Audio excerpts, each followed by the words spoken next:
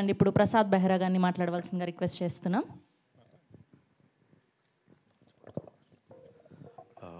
మమ్మల్ని ఆదరిస్తున్న ప్రేక్షకులకి, మీడియా మిత్రులకి అందరికీ నా నమస్కారం అండి. అండ్ పెద్దలు, పూజ్యులు, గౌరవనీయులు అల్లు అరవింద్ గారికి థ్యాంక్ యూ సార్. ఈ సినిమాలో నాకు ముందుగా అవకాశం ఇచ్చిన విజయ్కి అండ్ మా ప్రొడ్యూసర్స్ భావన గారు, కళ్యాణ్ గారు, సోమరాజు గారు and Bunny Vasanna, thank you అన్న.